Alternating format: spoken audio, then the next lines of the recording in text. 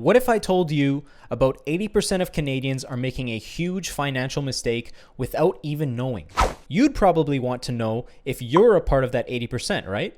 Well, in this video, I'm going to talk about this exact money mistake, as well as another mistake that about 40% of Canadians with a TFSA are making. And it probably goes without saying that at the end of this video, you'll have the understanding to make sure that you're on the right side of these statistics. So let's get right into the first mistake by looking at the stats. According to the CRA stats from the 2019 contribution year, which are the latest stats available, just over 15,300,000 Canadians have an opened TFSA. And of this number, 1,383,000 Canadians have their TFSAs maxed out to their contribution limit. That's about 9% of TFSA holders. Now, taking into consideration that these stats were from the 2019 contribution year and it's now 2022, I'm going to estimate that in that time, more Canadians have been opening up TFSAs, investing, and probably hitting their limits, increasing this number quite a bit. Nobody will know the number for sure until we get the stats in later years, since they are collected on delay, but this is where the 80% in the title comes from. Yes,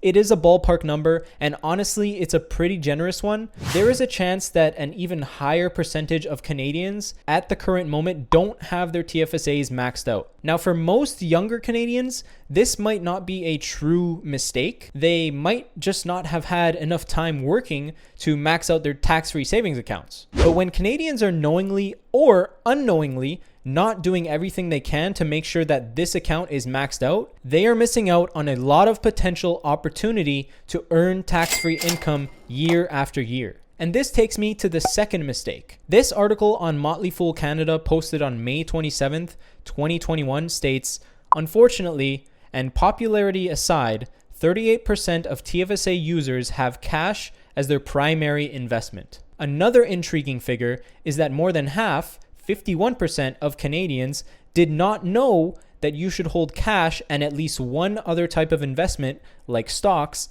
in a TFSA. So with stats from just last year, most Canadians that have a TFSA don't actually use it to invest. They are just holding cash in there, probably in one of those quote unquote high interest tax-free savings accounts offered by a big five bank or online bank such as EQ or Tangerine. With inflation rates through the roof, Canadians who are just sitting on cash are essentially losing money. Of course, the argument can be made that you can keep your cash and time the market to maximize your gains, but that implies you being right about timing the market, which is pretty much impossible to consistently do. But what's not impossible is for you to hit that like button and to consistently invest a certain percentage of your paycheck into stocks or ETFs that you have a strong conviction for long term. This means investing in companies that you have done your research on or ETFs that hold those companies. So if you're a Canadian who falls into either of these categories and you're watching this video,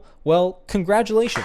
With this in mind, you can now adjust your plan and work towards maxing out your TFSA, and not only that, but making sure you're not just holding straight cash in your accounts, and instead investing in strong assets that you believe in long term. This way, you can earn with capital appreciation and even dividend income tax-free, and start building wealth as opposed to letting inflation soak up all your hard-earned money. And to do all this, you'll probably want to know the fundamentals of the TFSA and how to use it. So you can watch this video next, which explains all the basics of the TFSA for Canadians. I'll see you there.